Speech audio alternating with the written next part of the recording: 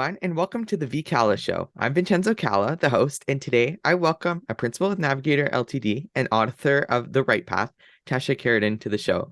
Today, we'll be talking about youth support for Canada's Conservatives. Thanks, Tasha, for your time, and thanks for joining me today. Oh, it's my pleasure, Vincenzo.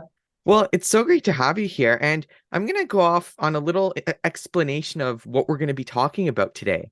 So, in the 2015 election, a historic 57% of eligible voters aged 18 to 24 marked their ballots and voted. Suddenly, headlines like this one from the Toronto Star were released. Justin Trudeau got help from youth, new voters, social media, and election win. A number of young people did support Justin Trudeau in that election, but now, over 7 years later, there are many struggles young people are going through and may be thinking of voting another way. In the 2022 Conservative leadership race, Pierre Poilievre, who is now leader, attracted a massive amount of youth support, and young people are paying close attention to him and politics in general. Throughout that campaign and as leader, many people are paying attention to the Conservative Party, and it's an interesting topic of conversation that Tasha and I will have today. So first off, I wanted to ask you, we'll get it out of the way, talk about Pierre Poilievre first and his leadership so far. So he won leadership in 2022. And he had a large support of young people supporting him. And you talked about this in your book chapter, in chapter 9, I believe. And now we're seeing this play out. Why do you think this appeal happened? And how do you think that can translate into actually votes and support and not just social media reshares? Sure. And I think it has to do with the message, the issues, and the style. And I'll go through those one by one. When I was writing the book, I interviewed a lot of young people and asked them, at the time why they were engaged in different leadership campaigns or what they looked for from the Conservative Party. And there were a higher percentage of young people versus older voters that are Tories that I canvassed who were interested in Pierre, who were supportive of Pierre, including my stepson was a Pierre supporter. And I tell the story because he twigged me to the why. Part of it was style. Part of it was where and how Pierre was communicating to people. He said, I watch only one news channel, and that's global. Everything else is online, and it's not, it's not streaming news services. It's things like Six Buzz TV, or it's YouTube clips, and that's where Pierre has a presence. And so the medium was important, is important. It's reaching people where they are. So there's that piece, which Pierre does very well. The second was the issues, and the issues that are really important to young people, first of all, are economic. This is one of the first generations. In fact, Generation Z will do worse than millennials in terms of their economic future. They're projected to not do as well as their parents, which is something that is a first generationally. And there's a lot of anxiety around housing, the gig economy, precariousness of work, the future in general, from an economic standpoint, getting ahead. So those issues are ones that Conservatives traditionally do well on, and Pierre Poilievre has championed those issues a lot. So I think the combination of all that gives young people an interest. And the last piece, though, is also what they experience, those who go to university, the sort of woke culture immersion that many of them go through, was cited to me by several other people, not necessarily supporting Pierre, but just conservative ideas in general, saying, we don't believe that we should be curtailed in our freedom of speech. We think this, it's gone too far. We don't appreciate that.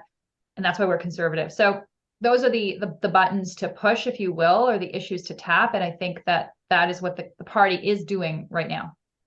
So on that now, I wanted to ask you, so there's a lot of conservative policies that whether or not they see it, a lot of young people connect with, whether that be the housing issues or cost of living that all parties are focusing on, and conservatives as well.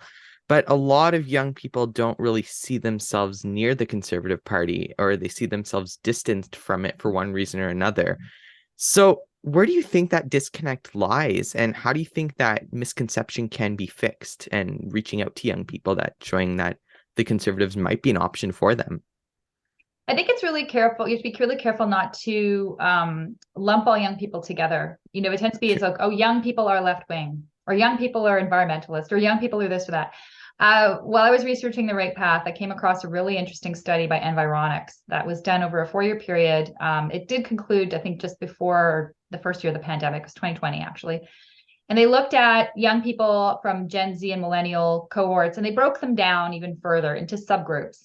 And there are distinct identities within those groups. So when you say, young people aren't conservative, well, yeah, there's a segment of young people, and the millennials in particular, and Gen Z as well, who say that they consider themselves progressive, or they have, other names that they were given by this study, that don't feel they could identify with the conservatives. But there are some distinct subgroups within both of those cohorts that actually are conservative or conservative leaning. The millennials have, in fact, less than Gen Z. They have about 40% of the millennials, well, almost 50% are accessible in some way, but really it's a hardcore of 20% of the millennials. They're called diverse strivers by the researchers, and they're mostly new Canadian young people who are striving, and they identify with the goals, the economic goals in particular, the conservatives have, and they're very likely as millennials to be attracted to the Conservative Party.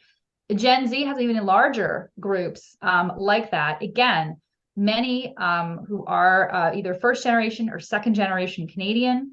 They tend to live in not necessarily core cities, but suburbs of cities like the 905 in Toronto. And they identify with the aspirations and goals that conservatives have, and they are open to voting. So the Conservative Party will never appeal to all voters. They have to find the segments of those generations that are already accessible to them and open themselves up to them. So I wanted to talk a bit more about the millennials now. So millennials have been, a lot of them have been of voting age for a while now, but as we saw in 2015, there was a lot that went to the Liberal Party, and now we're starting to see a shift in issues and how people start to see these issues. So what do you think the Conservatives need to look for in millennials, and what do you think should be the things they should be focusing on to show the millennials that they can be a party for them? Well, millennials are, for the first time now, they're the largest percentage of the workforce, right? 32%. The boomers have dropped. The boomers are now fewer. They're a quarter, I think, of the workforce. They're a quarter of the voting age population. Maybe I'm getting that piece wrong. But the point I'm making is the millennials are now in their working years, their prime working years. They're not 20-year-olds. We think of millennials and people go, oh, the millennials, and they're the young kids. No, they're not. They've got children of their own. They're in their, late 30s. They've got mortgages, or they want to get one. And so they've discovered this universe of pain of, economics, like not working in their favor. So that is a place where conservatives can meet millennials. The twist, though, with millennials is they also are very environmentally conscious, and there are some segments in there, even conservative leaning ones, that want environmental policy. You see this in Quebec, for example, where there's in BC, a high interest in environmental issues. So how do you square that circle? You don't want to alienate conservative leaning voters by having environmental policies they disagree with, or by not having one. So it's balancing that, support for natural resources, for example, oil and gas, that have a strong conservative support base in the West, but less so perhaps in Quebec or BC. How do you square that circle and say, look, we've got a policy that makes sense for everybody, that appeals to all conservative leaning groups? That's a real challenge. And I think that is the one that the Liberals may be banking on, saying, well, we've got the answer, you don't. And that's where Poilievre and the Conservatives have to put some thought into to craft something that's appealing.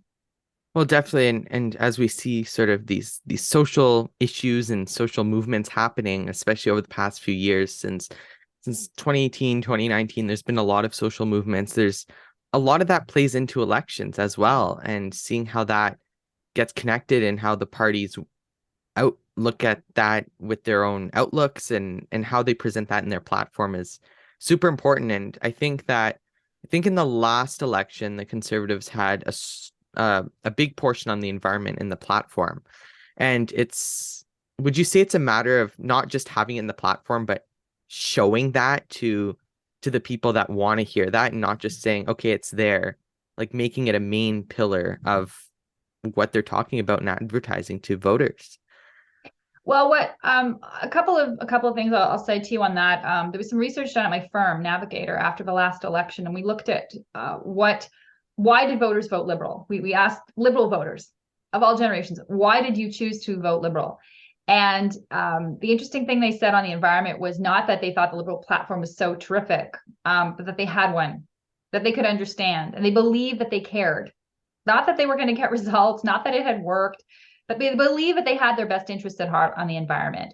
So that was a motivating factor for people who do have environment as a concern. And like I said, there are conservative leaning voters in the groups, the traditional group, for example, within the millennial cohort, and to an extent, these so-called bros and Britneys, they're a third of the group. They do care about this stuff. So it's more a question of trust. Do you trust the conservatives to have a policy and to care? And the caring piece is another one. It extends to other parts of platforms as well. The young people I spoke to for the book said overwhelmingly they wanted a party they really felt had their best interests at heart on whatever issue it was, including the environment, so that listened to them. And I think that listening piece is really important. And on the environment, I think it can go a long way. If people feel listened to and heard, they'll be more likely to trust what you've got, that you're in their corner on a particular topic. So we've talked a bit about the millennials now. So I want to move on to Gen Z. That's my generation, and Yeah. we're starting to vote. I voted for the first time in the provincial election in Ontario last year in 2022. And as time goes on, more and more Gen Zers are going to be able to vote. So by the time 2025 comes around, that's when the election's scheduled. But even before that, if there's a snap election before that, um, many Gen Z people will be able to go out to the polls. But I think you mentioned at some point in the book that the millennials are more motivated to go out to the polls. I don't know if that's because they've been able to vote for a while, but how can we get Gen Z to get out to the polls? And how can the Gen Zs see the conservatives as the motivators to bring them out to the polls? And what role does the conservative movement as a whole have in convincing young people that they can find a home in that party?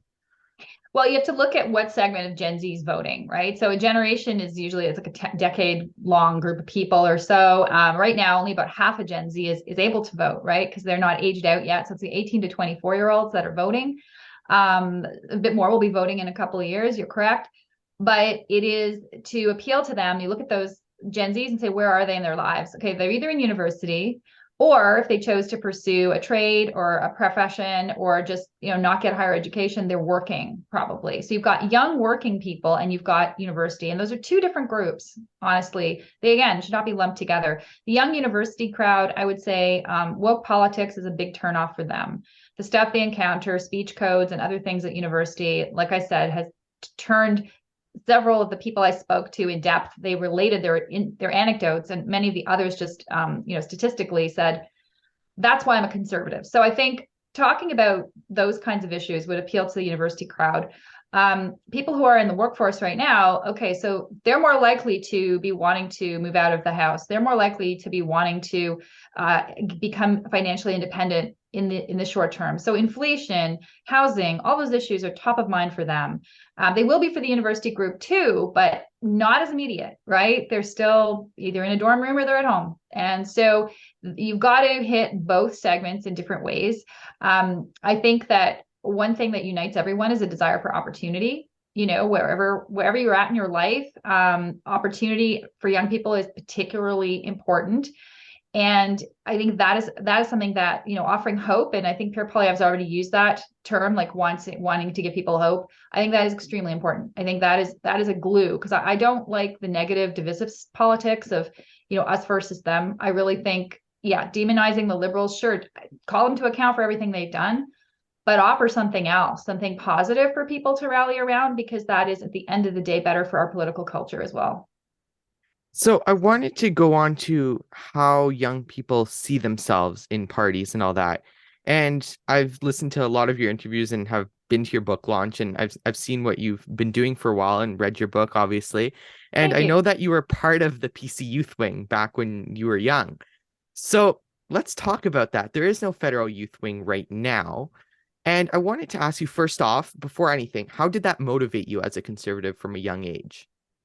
Well, it let me find my tribe, my people, my crowd. And that might sound simplistic, but for a young person, I have a teenage daughter. I see the exact same thing. She's finding her people. And by that, I mean that her friends, people who won't judge her, who have a commonality of experience, who won't bully her, who affirm what she thinks and what she wants to do, and share in experiences, share in ideas, aspirations, all that stuff.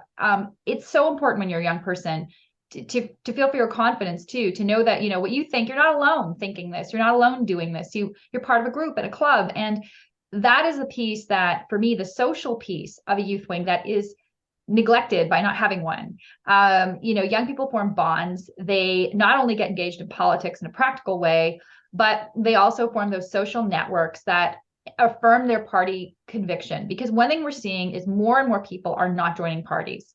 A lot of the people in the US, the independent voter has grown incredibly, in Canada as well. The sense of, I'm homeless, I don't have a party, but I don't necessarily even want a party. How do you make people joiners? Young people will join if there's other people who go along with them, right? They've got to have something to do, and they've got to have a group to hang out with too. And that piece is fulfilled by having a youth wing. So the youth wing is not a ghetto. It is not a place where you stick the young people so that all they do is put signs and lawns and stuff. It's not. You learn the craft of politics while having a good time. And that is really a recipe for sticking around. That is a challenge for parties today, all of them, conservatives included, to get people to become card carrying conservatives. So that's why I recommend having a youth wing again. So a lot of people, I know a lot of people I've talked with have been up for the idea of a federal youth wing, and it comes up in almost every convention, and I'm sure it'll come up in this convention that's coming up in I hope so. 2023. And it always gets defeated. Yeah. And a lot of people, at least a lot of young people I've talked to, say they actually wouldn't support a youth wing because they see other like provincial youth wings or something as sort of a sandbox that if you're in it, you're in it, and if you're not in it, you're not. How do you think this misconception of a youth wing as like you said, as a sandbox for people that to be put into and be like, okay, you can go have your fun and come join us in the adults eventually one day. How do you Well, think that can be pushed away and shown that they are together as one party? Well, I look at parties that do have youth wings. The Liberals have a youth wing. The NDP has a youth wing. The provincial Tories here in Ontario, where I'm sitting, have a youth wing. The provincial Liberals in Quebec, which is now the provincial Liberals as a party, are a lot weaker. They had one of the strongest youth wings in their heyday, and it caused waves. It made trouble for the party, which is frankly why party leadership got rid of it. Reform Party and Stephen Harper, when he was leader, they could talk all they want about, oh, well, everyone's equal now. It's not that. Let's be honest. It's because youth wings are disruptors, but that's what makes them so healthy as well. They can say the things, they can float the trial balloons that the leadership can't do, right? They can be that canary, and you also encourage new thought. If a party doesn't have new thought, it will die. The dynamism of youth wings is an important part also of attracting people of all ages. No one wants to see a party where everyone has gray hair.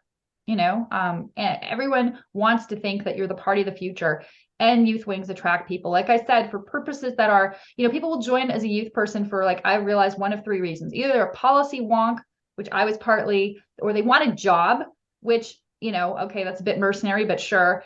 Or they want to hang out socially with people like them. And so those three reasons, you'll see three different types of people who will come into a youth wing. And I think, I don't think it's a sandbox. I think it's a training ground. You'll be adults soon enough, and then the real work will start. So why not have that time to associate with people of your age, form those bonds that can last a lifetime in politics? So now I want to talk a bit about campaigns. So, I don't remember, I think one of the interviews I heard you talking to about this digital world that we see in, and I see this digital world. I'm part of it. This is how a lot of people are watching my interviews, and Here we are. a lot of people, welcome to all you people in the digital world who have come from Twitter or Facebook or Instagram or TikTok to watch this interview. But there's a lot of politicians that are here on these platforms that are reaching out to young people, which is a great tool and a great strategy. But a lot of them see that as the only way to reach out to young people. And a lot of young people don't just want to see themselves on a screen. They want to see people actually showing up to their door, showing up to events and getting together, like you said, with other people like them, and just seeing what people have to say in real life and what they want to do. So what do you think would be a good balance of the two? And where do you think parties need to go when it comes to reaching out to young people, when it comes to digital and in person? I agree. Young people I spoke to wanted to be IRL as well. They appreciated the content they got on various platforms because it spoke their language, and they're like, yeah, this resonates with me. The style, the message resonates with me. But ultimately, they do want to shake your hand. They want to be in the presence of not just necessarily the leader, but the group that they are joining. Otherwise, you're not joining a group. You're just pressing like, right? You're just, I like this, or swipe right, or I mean, it's not the same level of engagement. So yeah, young people do want. And so I think to do that, I mean, one way is, like I said, you have a youth wing, it's pretty easy. They organize for you. They'll have campus socials if they're at university, or they'll have, meetings in the community if they are if they're working youth. They can get together around all sorts of things, whether it's a policy conversation leading up to the convention. The conservatives are having a convention this fall. There'll be groups in the riding which will discuss policies and issues and stuff. They get engaged there. There's multiple levels of places where that engagement can happen. They just need to know that they're welcomed and that you're reaching out to them. So it's a two-way conversation. You can reach them on social, but you've got to pull them in real life to keep them. Well, definitely. And as a young person who's interested in politics, there's nothing that can match meeting somebody in person and talking to somebody in person. And especially after 2 years or almost three, it's been 3 years now of COVID, which is crazy. But I know you make that's actually that's a really good point, actually, just to underline, is because we've been all on Zoom calls. No offense. That's what we're doing right now. But so long, right? To be in the presence of another live human being, it's almost a gift. It's waning now. Now it's feeling more normal. But I remember the first time I was like, oh my gosh, back in the office, my case, fantastic. And the young people in my office, I'll say this, at Navigator, the young cohort is there almost every day. Like every day they come in. As older ones, 3 times, 4 times a week, sort of my goal. Maybe we're balancing other commitments like kids and stuff like that. So flexibility is really appreciated, but the younger people are there because they just want to be in the presence of other people. So yes, it's a moment in time as well where that I think will have more currency.